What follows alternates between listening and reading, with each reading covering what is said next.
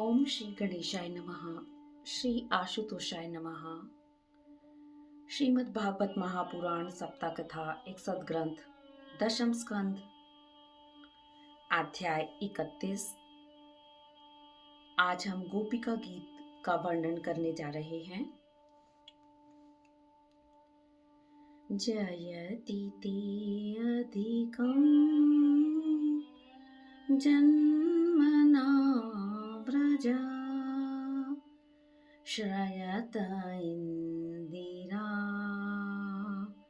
शावदत्र हि दयति दृश्यताम् दिक्षुताविका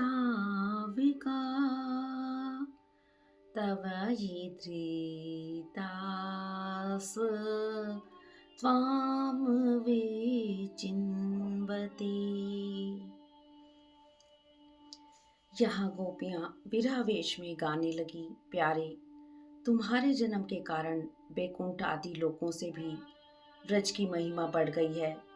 तभी तो सौंदर्य और मृदुलता की देवी लक्ष्मी जी अपना निवास स्थान बैकुंठ छोड़कर यहाँ नित्य निवास करने लगी है। किंतु प्रियतम, देखो तुम्हारी गोपियाँ जिन्होंने तुम्हारे चरणों में ही प्राण समर्पित कर रखे हैं, वन वन में भटक कर तुम्हें ढूंढ रही हैं। हमारे प्यारे सिखा, हम अबलाओं को अपना वह परम सुंदर सांवला सांवला मुख कमल दिखलाओ। कमल नयन, तुम्हारी वाणी कितनी मधुर है। उसका एक एक पद, एक एक शब्द, एक एक अक्षर मधुर अति मधुर है। बड़े बड़े विद्वान उसमें रम जाते हैं, उस पर अपना सर्वस्व निछावर कर देते हैं। तुम्हारी उसी वाणी का रसास्वादन करके तुम्हारी आज्ञाकारिणी दासियां गोपियां मोहित हो रही हैं। अब तुम अपना दिव्य अमृत से भी मधुर अधर रस पिलाकर हमें जीवन दो, छका दो। प्रभु, तुम्हारी लीला कथा भी आत्म अमृत स्वरूप है। विरह से सताए हुए लोगों के लिए तो यह जीवन सर्वस्व ही है। बड़े बड़े ज्ञानी महात्माओं भक्त कवियों ने उसका गान किया है। वह सारे पाप ताप तो मिटाती ही रही है, साथ ही श्रवण मात्र से परम मंगल परम कल्याण का दान भी करती है। वह परम सुंदर परम मधुर और बहुत विस्तृत भी है। जो तुम्हारी उस लीला कथा का गान करते हैं, वास्तव में भूलोक में वे ही सबसे बड़े दाता हैं। हमारे प्यारे स्वामी, तुम्हारे चरण कमल से भी सुकोमल और सुंदर हैं।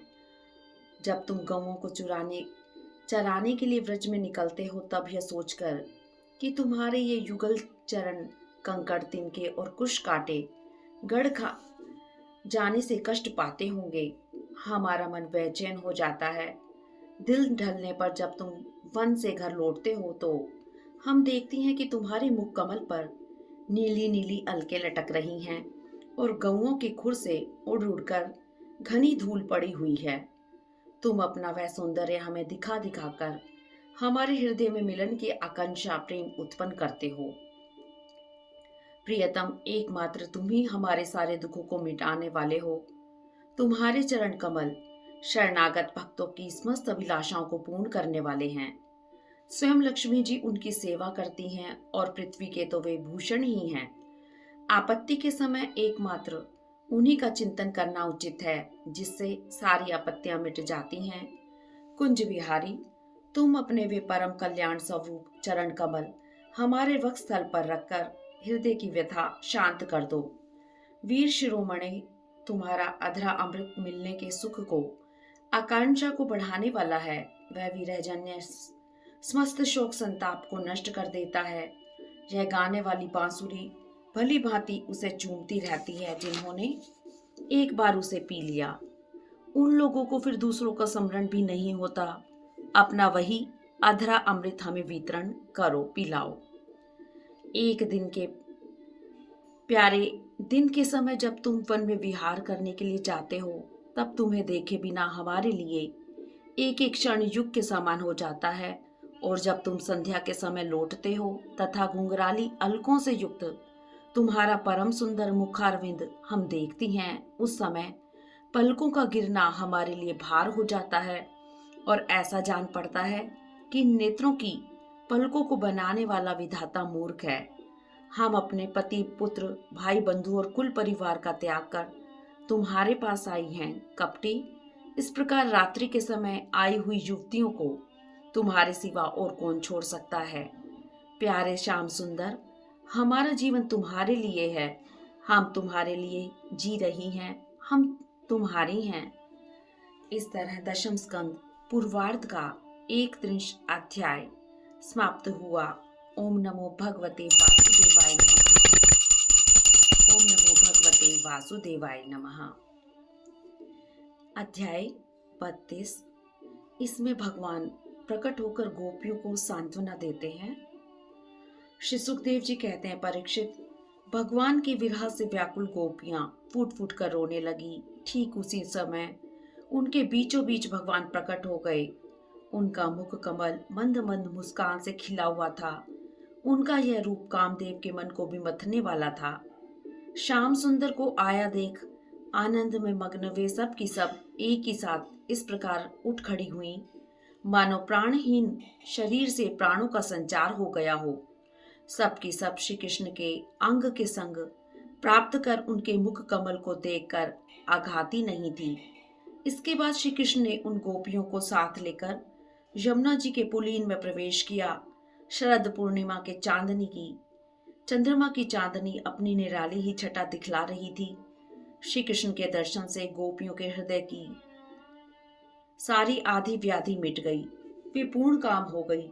श्री कृष्ण के छिप जाने से तनिक रूठ कर उनके मुंह से ही उनका दोष स्वीकार करने के लिए वे कहने लगी,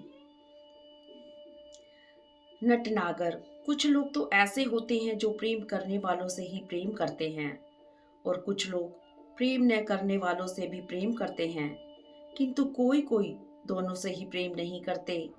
इन तीनों में से तुम्हें कौन सा अच्छा लगता है? भगवान ने कहा, प्यारी सखियों, जो प्रेम करने से प्रेम करते हैं उनका प्रेम स्वार्थ का है, लेन देन मात्र है। जो प्रेम न करने वालों से भी प्रेम करते हैं उनका हृदय सौहार्द से, हितैषिता से भरा रहता है। जैसे माता पिता का प्रेम निश्चल, सत्य एवं पूर्ण धर्म भी है। जो प्रेम करने वालों से भी प्रेम नहीं करते, न प्रेम करने वालों का तो उनके सामने कोई प्रश्न ही नहीं। ऐसे लोग 4 प्रकार के होते हैं। एक तो वे जो अपने स्वरूप में ही मस्त रहते हैं, उनकी दृष्टि में द्वैत होता ही नहीं। दूसरे वे जिन्हें द्वैत तो भासता है किंतु वे कृतकृत्य हो चुके रहते हैं, उनका किसी से कोई प्रयोजन नहीं होता। तीसरे वे हैं जो जानते ही नहीं कि हमसे कौन प्रेम करता है। चौथे वे हैं जो जानबूझकर अपना हित करने वाले परोपकारी गुरु तुल्य लोगों से भी द्रोह करते हैं, उनको सताना चाहते हैं। गोपियों, मैं तो प्रेम करने वालों में भी प्रेम का वैसा व्यवहार नहीं करता जैसा करना चाहिए, जिससे उनकी चित्रवृत्ति मुझ में लगी रहे। मैं मिल मिलकर छिप जाता हूँ। तुम लोगों से प्रेम करता हुआ मैं छिप गया था, अतः तुम लोग मेरे प्रेम में दोष मत निकालो। तुम सब मेरी प्यारी हो और मैं तुम्हारा प्यारा हूँ। तुमने मेरे लिए सब कुछ त्याग दिया है, जिन्हें बड़े बड़े योगी यति भी नहीं त्याग पाते। यदि मैं अमर शरीर से, अमर जीवन से अनंत काल तक तुम्हारे प्रेम, सेवा और त्याग का बदला चुकाना चाहूं तो भी नहीं चुका सकता। मैं जन्म जन्म के लिए तुम्हारा ऋणी हूँ। तुम अपने सौम्य स्वभाव से प्रेम से उऋण कर सकती हो, किंतु मैं तो तुम्हारा ऋणी ही हूँ। दशम स्कंद पूर्वार्ध का 32 अध्याय समाप्त हुआ। ओम नमो भगवते वासुदेवाय नमः। अध्याय 33। यहाँ से महारास शुरू होने जा रहा है, जो कि भगवान और गोपियों के बीच प्रेममयी स्थिति है। श्री सुखदेव जी कहते हैं, परीक्षित, भगवान श्री कृष्ण ने प्रेम भरी सुमधुर वाणी से गोपियों के विरह अन्य ताप से पूर्ण रूपेण मुक्त कर दिया। भगवान के सौंदर्य निधि अंक संग से उनका मनोरथ सफल हो गया। अब उनके अंदर बाहर सर्वत्र उनके प्राण प्यारे श्री कृष्ण ही श्री कृष्ण थे। श्री सुखदेव जी कहते हैं, परीक्षित, भगवान श्री कृष्ण, प्रिया और सेविका गोपियां एक दूसरे की बाह में बाह डाले खड़ी थी। उन स्त्री के साथ यमुना जी के पुलिन पर भगवान ने अपनी रसमयी रास क्रीड़ा प्रारंभ की। श्री कृष्ण दो दो गोपियों के बीच में प्रकट हो गए और उनके गले में हाथ डाल दिया। इस प्रकार एक गोपी और एक श्री कृष्ण, यही क्रम था। सभी गोपियां ऐसा अनुभव करती थी कि हमारे प्यारे तो हमारे पास ही हैं। रास क्रीड़ा अवर्णनीय थी। स्वर्गीय पुष्पों की वर्षा होने लगी, दुदुम्बियां बजने लगी। गंधर्वगण अपनी पत्नियों के साथ भगवान के यश का गान करने लगे। रास मंडल में सभी गोपियां श्री कृष्ण के साथ नृत्य करने लगी। उनकी कलाइयों के कंगन, पैरों के पाजेब और करधनी के छोटे छोटे घुंघरू एक साथ बज उठे। असंख्य गोपियां थी, अतः यह मधुर ध्वनि भी बड़े जोर की हो रही थी। परीक्षित, नृत्य के समय गोपियां अनेकों प्रकार से ठुमक ठुमक कर अपने पांव कभी आगे बढ़ाती और कभी पीछे हटा लेती। कभी गति के अनुसार धीरे धीरे पांव रखती तो कभी बड़े वेग से, कभी चाल की तरह घूम जाती, कभी अपने हाथ उठा उठाकर भाव बताती, कभी विभिन्न प्रकार से उन्हें चमकाती, कभी बड़े कलापूर्ण ढंग से मुस्कुराती तो कभी भौहें मुटकाती। नृत्य करते करते उनकी पतली कमर ऐसी लचक जाती थी मानो टूट गई हो। झुकने, बैठने, उठने और चलने की तीव्रता से उनके स्तन हिल रहे थे, वस्त्र उड़े जा रहे थे, कानों के कुंडल हिल हिल कर कपोलों पर आ जाते थे। नृत्य के परिश्रम से उनके मुंह पर पानी की, पसीने की बूंदें छलकने लगी। बालों की चोटियां ढीली पड़ गई, नीवी की गांठें खुली जा रही थी। इस प्रकार नटवर नंदलाल की परम प्रेयसी गोपियां उनके साथ गा गा कर नाच रही थी। उस समय ऐसा जान पड़ता था मानो बहुत से श्री कृष्ण तो सांवले सांवले मेघ मंडल हैं और उनके बीच बीच में चमकती हुई गोरी गोपियां बिजली हैं। उनकी शोभा असीम थी। गोपियों का जीवन भगवान श्री कृष्ण की रति है, प्रेम है। वे श्री कृष्ण से सटकर नाचते नाचते उस स्वर में मधुर गान कर रही थी। श्री कृष्ण का स्पर्श पाकर और भी आनंद मग्न हो रही थी। उनके राग रागनियों से पूर्ण गान से यह सारा संसार अब भी गूंज रहा है। शरद की वह रात्रि जिसके रूप में अनेक रात्रियां पुंजीभूत हो गई थी, बहुत ही सुंदर थी। चारों ओर चंद्रमा की बड़ी सुंदर चांदनी छिटक रही थी। भगवान सत्य संकल्प हैं। उन्होंने इस लीला में काम भाव को, उनकी चेष्टाओं को अपने अधीन कर रखा था। महाराज परीक्षित ने पूछा, भगवान, मैं मानता हूं कि भगवान पूर्ण काम थे, उन्हें किसी भी वस्तु की कामना नहीं थी, फिर भी उन्होंने किस अभिप्राय से यह निंदनीय कर्म किया? श्री सुखदेव जी ने कहा, सूर्य, अग्नि आदि ईश्वर कभी कभी धर्म का उल्लंघन कर जाते हैं, अन्य साहस का काम कर जाते हैं क्योंकि वे समर्थ हैं, किंतु उन कामों से उन तेजस्वी पुरुषों को कोई दोष नहीं होता। अग्नि सब कुछ खा जाता है किंतु उन पदार्थों के दोष से लिप्त नहीं होता। असमर्थ व्यक्ति को मन से भी वैसी बात कभी नहीं सोचनी चाहिए। शरीर से करना तो दूर रहा, यदि मूर्खतावश कोई ऐसा काम कर बैठे तो उसका नाश हो जाता है। वे समर्थ ईश्वर अहंकारहीन होते हैं। शुभ कर्म करने में उनका कोई स्वार्थ नहीं होता और अशुभ कर्म करने में कोई हानि नहीं होती। फिर सर्वेश्वर भगवान श्री कृष्ण के साथ मानवीय शुभ और अशुभ का संबंध कैसे जोड़ा जा सकता है?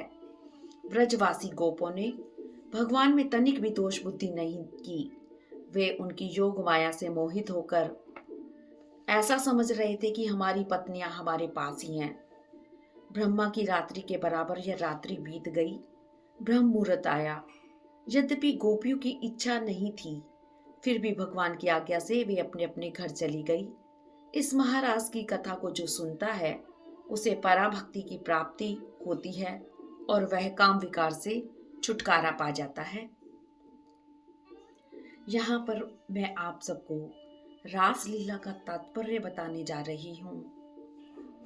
श्रीमद् भागवत महापुराण में इस लीला के 5 अध्याय, उसके 5 प्राण माने जाते हैं।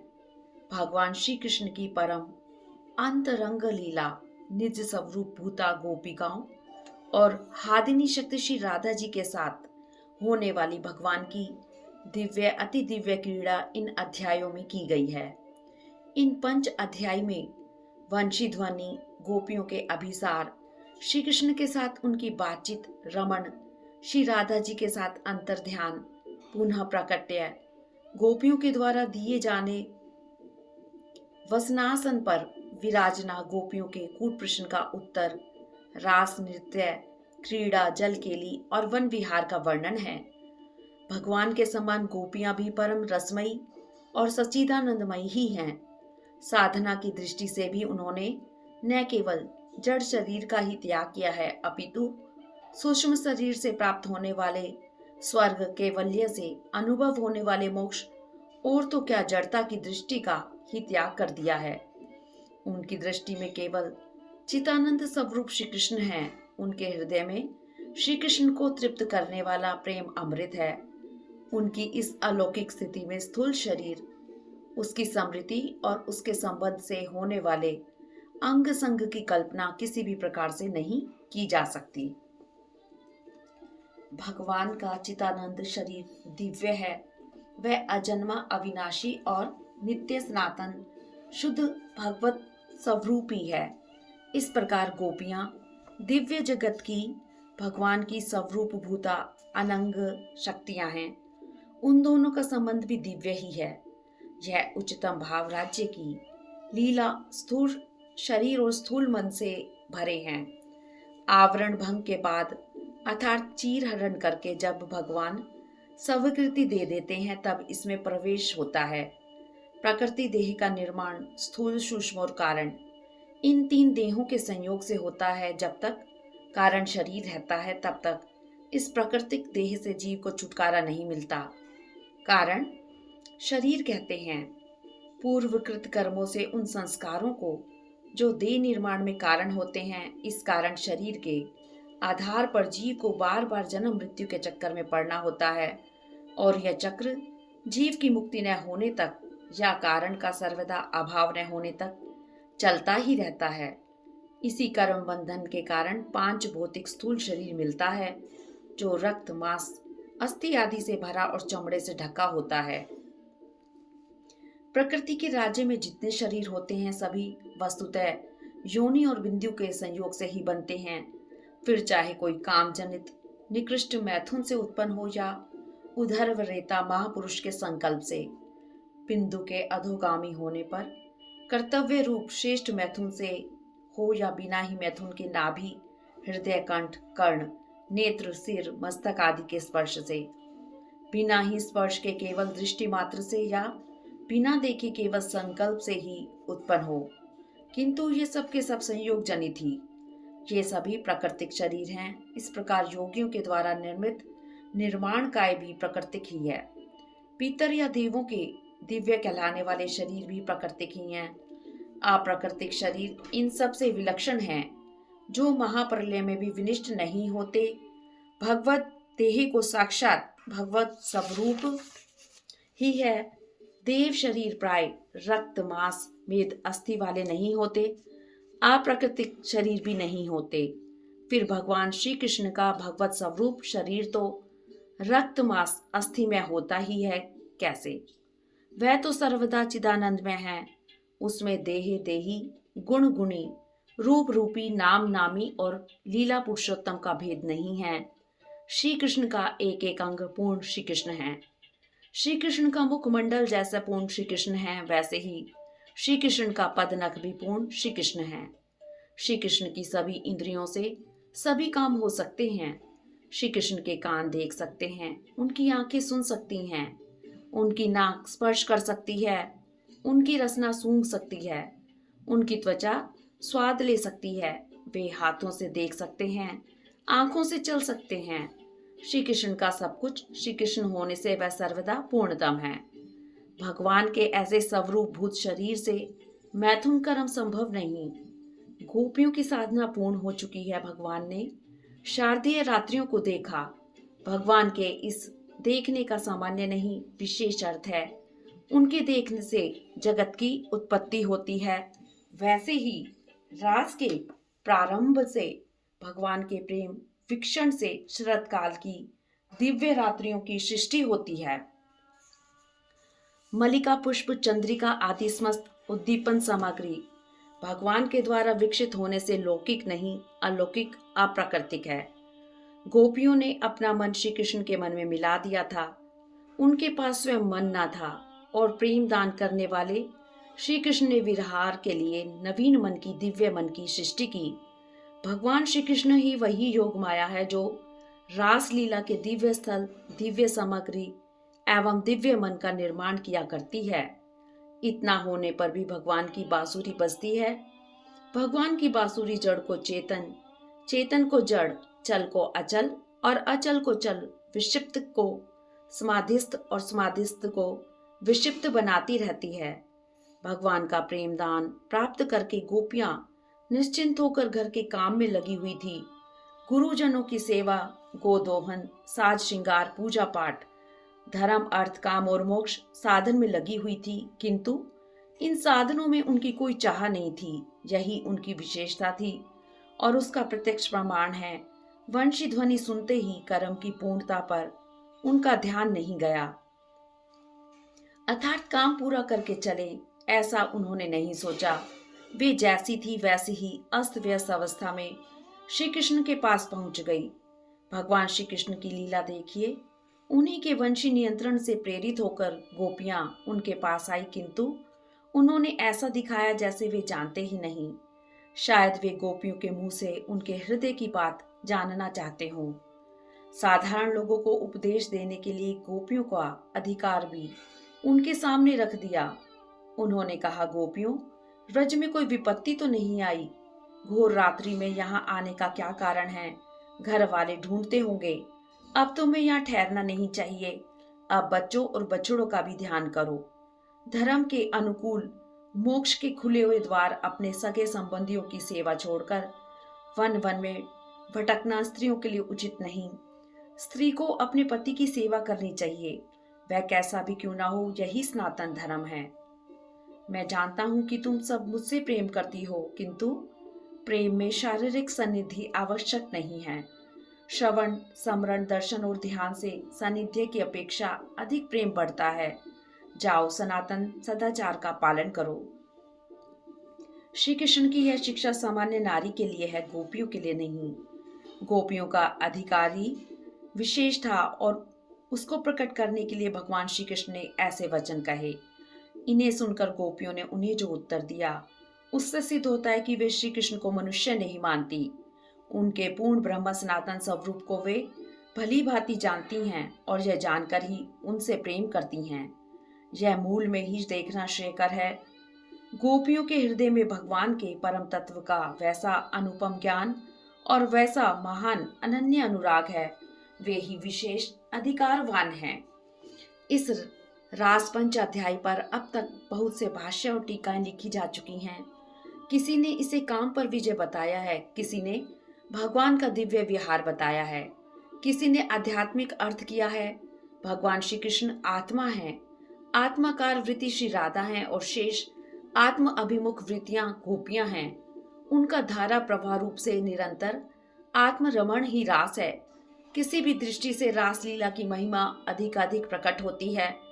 रासलीला के अंत में कहा गया है कि जो पुरुष श्रद्धापूर्वक रासलीला का श्रवण करेंगे या वर्णन करेंगे, उनके हृदय का रोग काम बहुत शीघ्र नष्ट हो जाएगा और उन्हें भगवान का प्रेम प्राप्त होगा।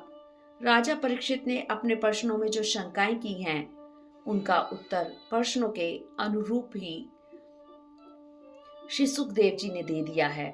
भगवान श्री कृष्ण ही कर सकते हैं। अतः श्री सुखदेव जी ने रास पंचाध्याय के अंत में सबको सावधान करते हुए कह दिया है कि भगवान के उपदेश तो सब मानने चाहिए, किंतु उनके सभी आचरणों का अनुकरण नहीं करना चाहिए। दशम स्कंद का पूर्वार्ध का 33 अध्याय समाप्त हुआ। यह यहाँ पर अध्याय 33 की विस्तृत व्याख्या की गई है। ओम नमो भगवते वासुदेवाय नमः।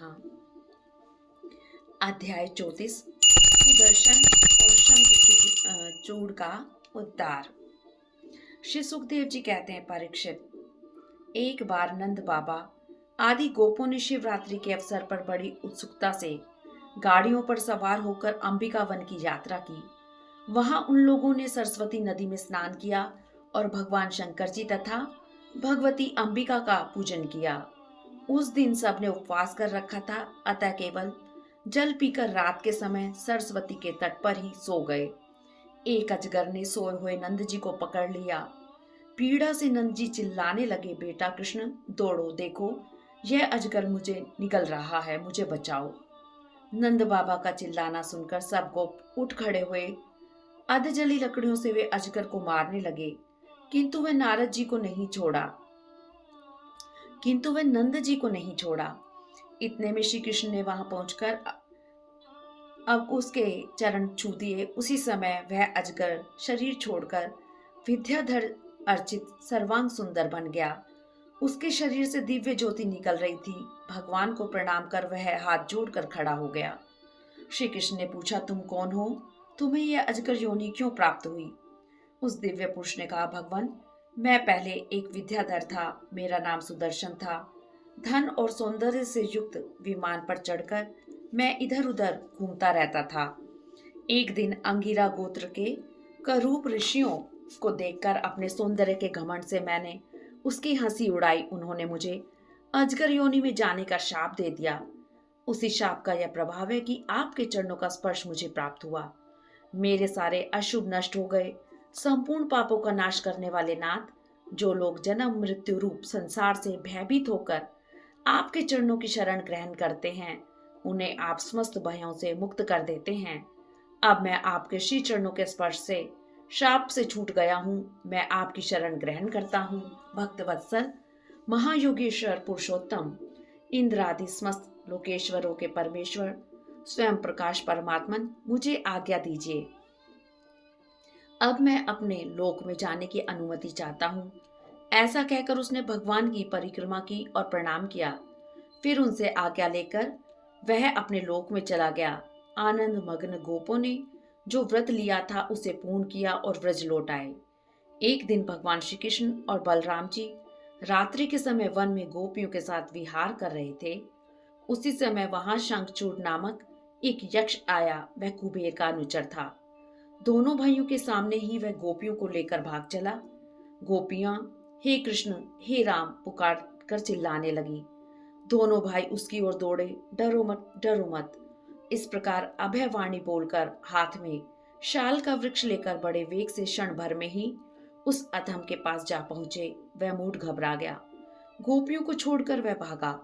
कुछ ही दूर जाने पर भगवान ने उसे पकड़कर उसके सर पर एक घूसा जमाया और चूड़ामणि के साथ उसका सिर धड़ से अलग कर दिया। इस प्रकार उसे मारकर उसकी चूड़ामणि को लेकर लौट आए।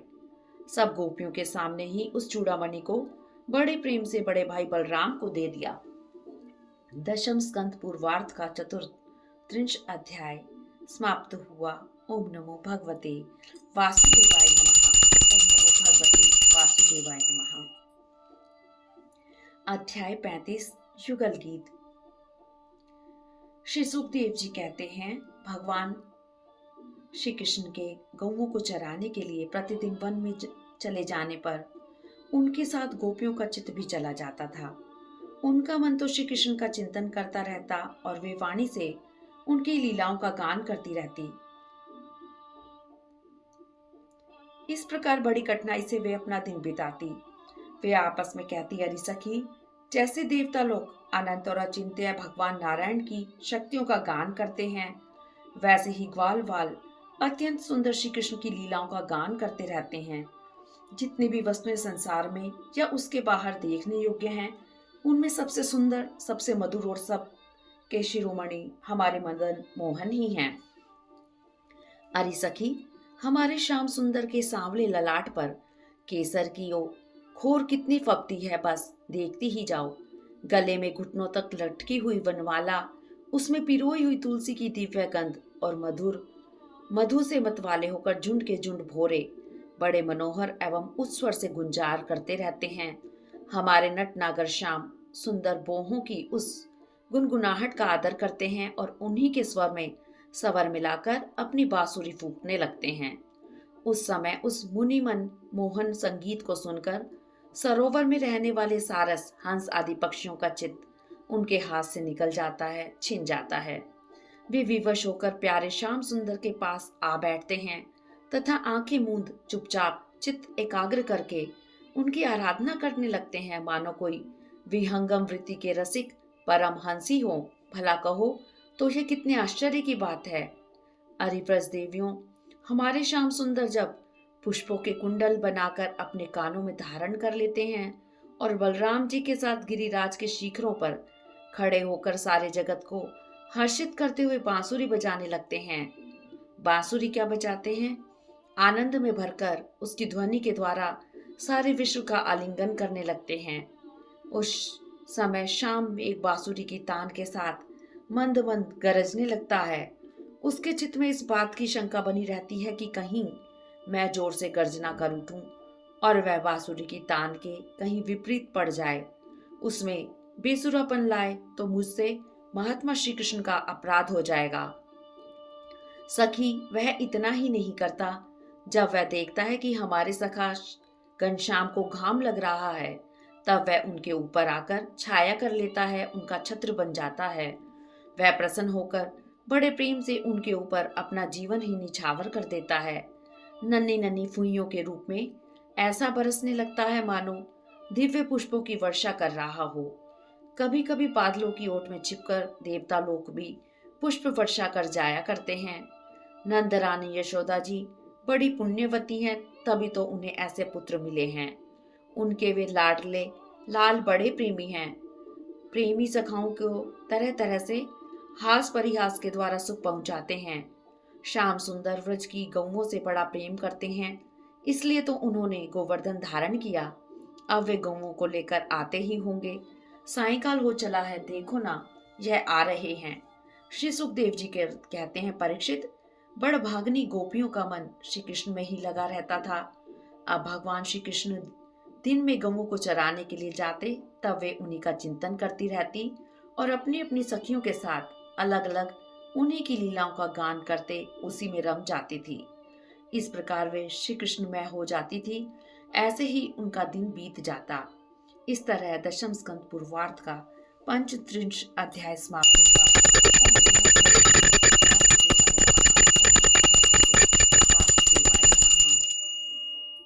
श्रीमन्नारायण नारायण हरि हरि भजमन नारायण नारायण हरि हरि स्वामी नारायण नारायण हरि हरि श्रीमन नारायण नारायण हरि हरि हरि बोल हरि बोल हरि बोल हरि बोल हरि बोल हरि बोल हरि बोल हरि बोल हरि बोल हरि बोल हरि बोल हरि बोल।